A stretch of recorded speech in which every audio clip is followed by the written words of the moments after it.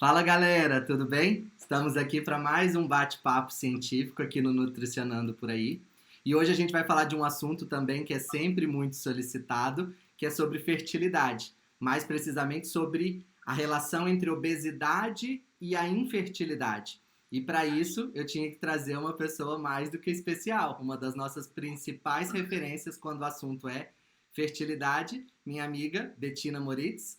A Bettina ela é nutricionista, educadora física, doutora em neurociências. Eu acho que é a pessoa que eu conheço que mais tem pós-graduação na vida, né? Então, é a pessoa que poderia falar melhor aqui pra gente sobre esse assunto. Então, B, muito obrigado pela sua participação aqui no canal. Eu que agradeço imensamente o convite, né? Esse convite desse grande amigo, que é uma referência também na nutrição. Eu estou lisonjeada de estar aqui. Muito obrigada. Vai ser ótimo. B, então, olha, o pessoal sempre fala muito dessa associação, né, da obesidade com a infertilidade. Se a gente observar, a gente tem um aumento grande nos casos, começa a aparecer um aumento grande nos casos de infertilidade, ao mesmo tempo que a gente vê um aumento também grande nos quadros de obesidade, né? E aí, qual que é a relação entre esses dois, né? Como que essas duas situações se comunicam, para a gente já começar aqui a pensar a respeito?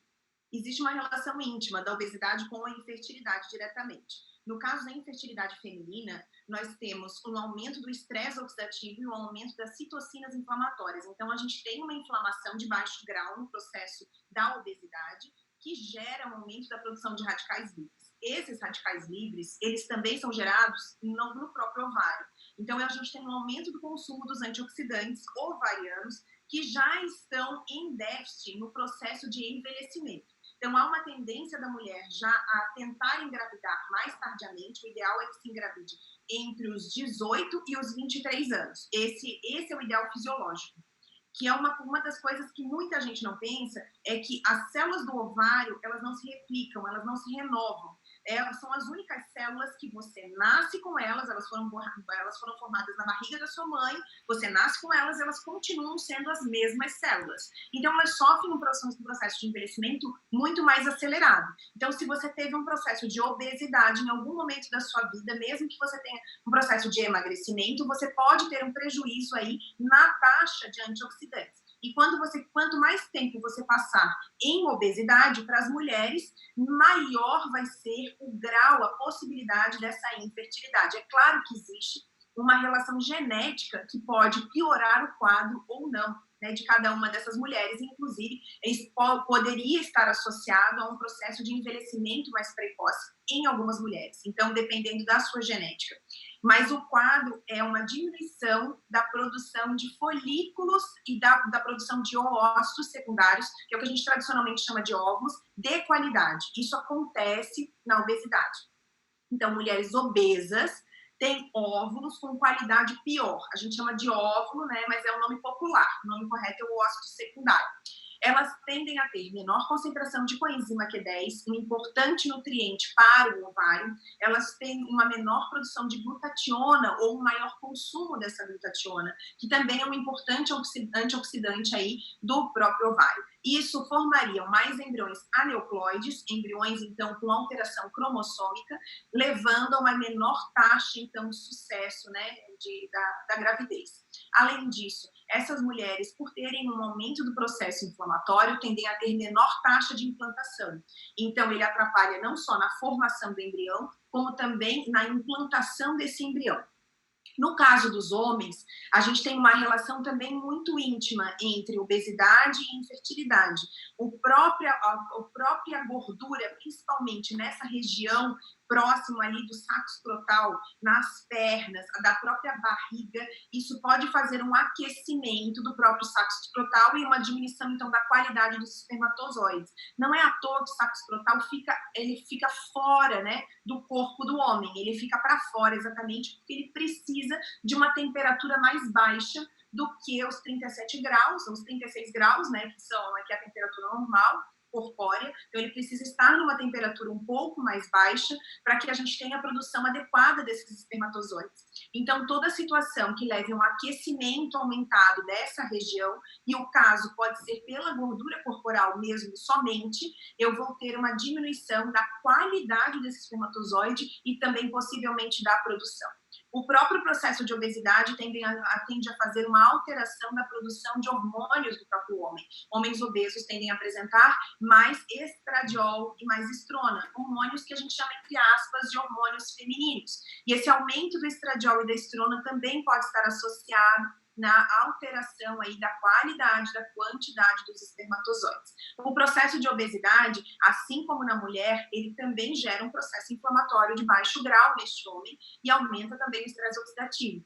O estresse oxidativo aumentado é uma das grandes causas de alteração da qualidade desses espermatozoides. No esperma, a gente tem altíssima concentração de glutationa, de vitamina C, de vitamina E, de licopeno, de selênio, nutrientes muito importantes aí, como antioxidantes diretos ou participantes de algumas enzimas antioxidantes, porque normalmente eu preciso de uma concentração de antioxidantes aumentada, né, para a formação desse espermatozoide. Então, no momento que eu tenho um consumo aumentado desses antioxidantes, eu também vou ter um prejuízo da qualidade e da quantidade desses espermatozoides.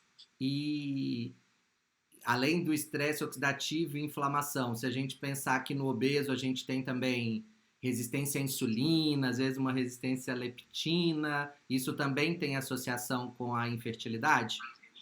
Diretamente. Nas mulheres, o processo de resistência à insulina pode levar a um quadro de síndrome do ovário policístico, que também está associado à infertilidade. Quando eu tenho um aumento da resistência à insulina, eu posso ter um aumento da produção de androgênios, determinada, que são, né, entre aspas, os hormônios masculinos, determinadas lá pelo hipotálamo. Então, o hipotálamo começa a secretar mais pulsos de GNRH que vão liberar mais LH, o hormônio luteinizante. Esse LH vai induzir nos ovários das mulheres o aumento da produção dos hormônios androgênios, que são aqueles hormônios que a gente chama de hormônios masculinos, entre aspas. E aí, neles, a gente engloba androstenediona, testosterona e androsterona. Então, eu tenho um aumento desses hormônios, principalmente quando ele é de origem ovariana. A gente tem um aumento principalmente aí da própria testosterona e da androstenediona. E esse aumento de androgênios, ele vai fazer um estímulo para crescimento de folículos, então eu vou ter vários folículos crescendo, mas eu não tenho uma proporcionalidade na produção do FSH muitas vezes. E essa não proporcionalidade vai fazer com que esses androgênios sejam um pouco transformados a estrogênios. E o estrogênio é extremamente necessário no crescimento e maturação do folículo para que ele ecloda e libere o que a gente chama de óvulo, né, que é o óvulo secundário. Então, eu não tenho esse processo. Isso faz um aumento da fase do ciclo menstrual da mulher, chamado de fase folicular. Então, ela fica uma fase folicular super longa. Eu tendo a ovular menos durante o ano. Então, eu ovulo menos do que 8 vezes, né? Eu menstruo menos vezes. E isso diminui a chance de gestação, simplesmente por eu ter menos processos de ovulação. Então, algumas mulheres, realmente, com obesidade, acabam desenvolvendo a síndrome do ovário policístico por desenvolver uma resistência à insulina. E essa resistência à insulina, ela pode ser agravada, essa resistência pode acontecer diretamente no ovário, principalmente quando a paciente tem uma diminuição do consumo de inositol, né? Antigamente, inositol era chamado de vitamina B8, hoje em dia ele não tem mais essa nomenclatura, mas o inositol, que tem 9 diferentes isômeros, aí a gente tem vários estudos com mil-inositol e com dequilo-inositol, ele é um nutriente essencial para a receptividade desses hormônios no ovário e ele melhora a resistência à insulina também no ovário. E aí a deficiência no consumo deste elemento, que estaria presente nos alimentos ricos, muito ricos em fibra, principalmente aí nos vegetais ricos em fibra, nos grãos integrais, ele pode piorar o quadro e aumentar a taxa aí de insucesso aí, tanto na ovulação e também diminuir a taxa de implantação, né? O processo de resistência à insulina vem sido apontado também como responsável por uma diminuição da taxa de implantação, porque o estradiol também é um hormônio responsável pelo crescimento do endométrio. E quando eu tenho uma camada endometrial muito fina, eu posso ter um endométrio menos receptivo. Esse endométrio com um afinamento abaixo de 5,5 milímetros, na literatura, eu nunca vi implantação, na literatura em artigos científicos, apesar de já haver profissionais médicos falando que não importaria o tamanho do endométrio. Quando a gente vai para a literatura, a gente vê estudos científicos mostrando que o tamanho do endométrio abaixo de 5,5 ele não tem implantação, né, na maioria dos artigos. Quando eu vi um com 5,5 de média, os pacientes 5 engravidaram, 4 perderam, então parece estar associado ao aumento do risco de abortos espontâneos. E muitas dessas mulheres também com resistência à insulina acabam diminuindo a taxa de ovulação e também tendo menores concentrações de progesterona, que está associado à manutenção dessa gravidez. Nossa, muito legal, né? E você até mencionou aí do inositol, né? Se a gente for pensar em nutrientes, né? Claro que se a gente está falando de obesidade, um dos principais pontos é controlar essa obesidade, né? Fazer esse indivíduo perder peso, perder gordura corporal. Mas pensando aí na fertilidade, quais são os nutrientes? Claro que aqui a gente não consegue falar todos, né? Fertilidade é um assunto que é um curso que a Bettina faz, né? Então é um assunto muito extenso. Mas se a gente fosse falar assim, no geral, quais nutrientes são importantes a gente preocupar um pouco mais nessa associação de obesidade e fertilidade?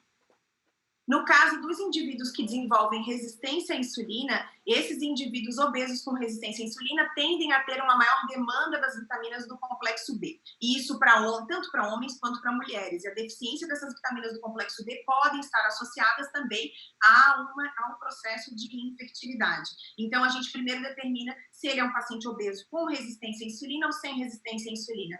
O paciente com resistência à insulina, ele vai precisar ter um controle maior do consumo de carboidratos. E aí, com uma dieta, beirando ali mais ou menos uns 40% do total energético diário de carboidratos. E isso com uma pequena, como a gente está falando de pacientes obesos, eu preciso fazer uma pequena restrição calórica para que eu tenha aí um processo de emagrecimento a longo prazo, que será muito necessário para a restauração da fertilidade, tanto dessa mulher quanto desse homem.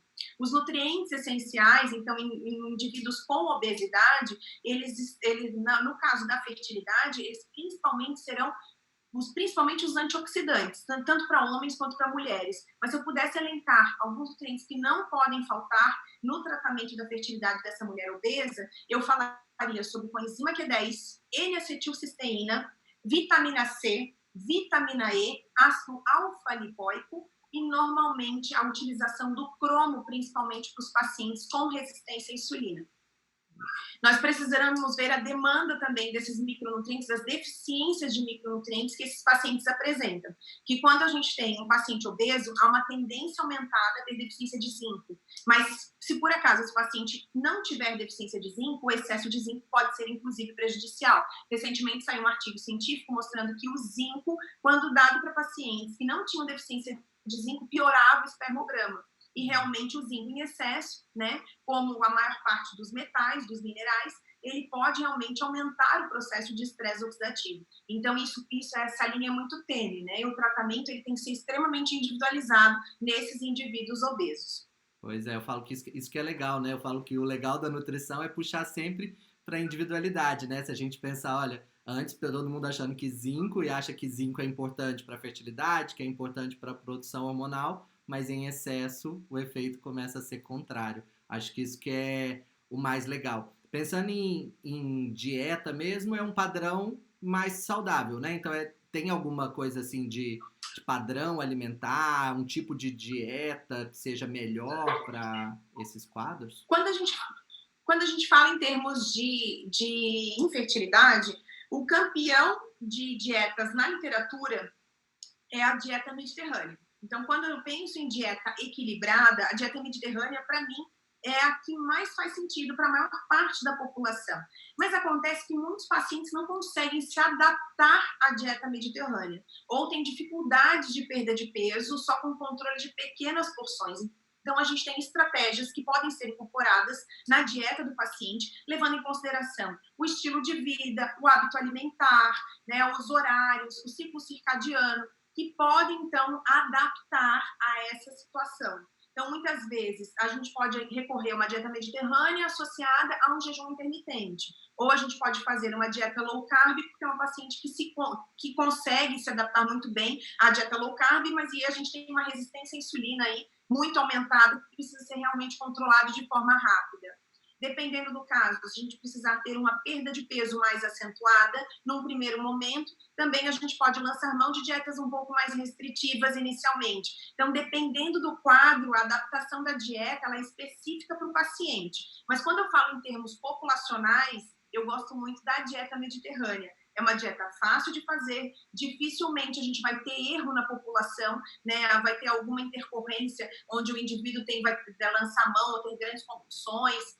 Então, ela é uma dieta que eu gosto quando eu falo em termos populacionais e de fácil aceitação. E que realmente tem muito estudo melhorando aí o tratamento da infertilidade. Eu acho fertilidade, eu sempre brinco, acho que quem estiver aí assistindo sabe quando já teve, às vezes, aula comigo, Bê, que eu falo que fertilidade é uma das coisas mais motivacionais para o nutricionista, né, no trabalho. Eu falo que tem aquele paciente que chega no consultório e fala, eu quero perder 2 quilos porque tem uma festa, um casamento mês que vem. Ok, vai ser super bem atendido e vai conseguir. Mas quando você pensa que você está trabalhando com fertilidade, você está pensando que você está ajudando com a nutrição a formar uma nova vida, né? Então, eu falo que a gente vê o quanto a nutrição tem um impacto grande na vida das pessoas, né? O quanto a nutrição é importante nesse processo. E eu acho que é uma das áreas mais lindas aí na nutrição. É tão incrível, Márcio, essa busca e esse retorno, né, do paciente, de ver um paciente 11 anos tentando com infertilidade, né, e sofrendo realmente com aquela infertilidade, desejando tanto um bebezinho, e a solução estar aí dentro da nutrição. Eu sou mesmo um caso, né, da nutrição. Eu comecei a minha vida, na verdade, pensando e indo em busca, né, de explicações para o porquê do meu ovário não funcionar, o porquê que eu tinha infertilidade, o porquê uma médica falou para mim quando eu era adolescente que dificilmente eu teria filhos, né, sendo que eu queria tanto ser mãe, era o principal objetivo de vida, era ser mãe, né? Então foi isso que traçou muito da minha vida, né? Buscar, eu sempre fui muito curiosa. Acabei fazendo muitas pós-graduações por curiosidade mesmo, eu vou em busca do conhecimento daquilo que alguém não consegue me explicar, eu sempre em busca do conhecimento. E eu fui a prova viva de que realmente a nutrição ela pode fazer a diferença, né, no processo aí de fertilidade, principalmente quando a gente tem pacientes com fertilidade, com infertilidade sem causa aparente. E aí a gente tem normalmente a explicação na nutrição, né? Quando foi muito bem investigado, porque muitas vezes, na verdade, é classificado como isca, a infertilidade sem causa aparente, porque realmente não foi investigado adequadamente, né? Então, não é uma verdadeira isca, né? Nossa. Mas no caso da obesidade, realmente, isso faz toda a diferença, e a obesidade, quando tratada, a paciente não precisa ficar extremamente magra, a gente tem que fazer pequenos ajustes, né, para que dê certo realmente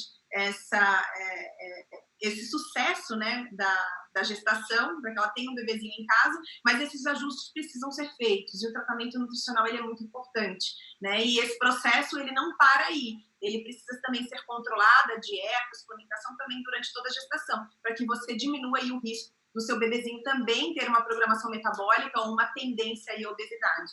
Nossa, muito legal. Bê, queria muito, muito agradecer sua participação aqui no canal. Acho que esclareceu demais um monte, né? Acrescentou e muito, porque muitas coisas aí que você falou, a gente nem sabe às vezes, né? Só quem realmente estuda muito a fundo nessa área. Então, acho que a ideia aqui do canal é essa, é a gente trazer uma informação e agora as pessoas que corram atrás, que busquem, né, se aprofundar nos estudos em toda essa temática. Acompanhe sempre a Bettina, né, que ela está sempre ali com conteúdos diários sobre essa temática e muitas outras dentro da nutrição. A Bettina tem cursos na área de fertilidade, então ela é realmente uma das nossas principais referências. Então, eu queria muito agradecer a sua participação e o aceite. Eu agradeço imensamente, querida, é muito bom estar aqui com você. E para quem precisar ou quiser acessar mais informações, tem o meu Instagram do Bettina Moritz, mas tem o Instagram também do nosso curso com as minhas duas sócias, que também são grandes nomes da fertilidade, Marina Nova e a doutora Débora Valadão, que a gente está lá com o Instagram do Nutrição e Fertilidade Oficial. A gente tem um canal no YouTube também com muitos vídeos que você pode assistir e complementar. Temos um curso para quem quiser participar do curso, né? Geralmente a gente tem turmas novas, a próxima turma agora é em agosto, e a gente consegue complementar. E volta e meia também, toda semana tem caixinha de perguntas. Se você ficou com alguma dúvida, você pode ir lá no meu Instagram e colocar lá nos stories, na caixinha de pergunta, uma pergunta, e a sua pergunta pode ser respondida aí. Muitas vezes fica muita dúvida, né? E aí você pode ir lá lançar a sua pergunta, que a gente tenta responder quase todas as dúvidas que surgem por semana. Eu acompanho todas. Então, obrigado, viu, Bê? Muito obrigado pela sua participação. E, pessoal, só lembrando, se você está assistindo esse vídeo, está assistindo aqui pelo YouTube, lembra de se inscrever no canal, ativar o sininho para as notificações, assim você recebe as notificações quando um vídeo for postado. Se você está assistindo pelo Instagram, lembra de comentar aqui embaixo, marcar os amigos que você quer que assista e compartilhe nas suas redes sociais, e a gente se vê aí num próximo vídeo. Obrigado, Bê!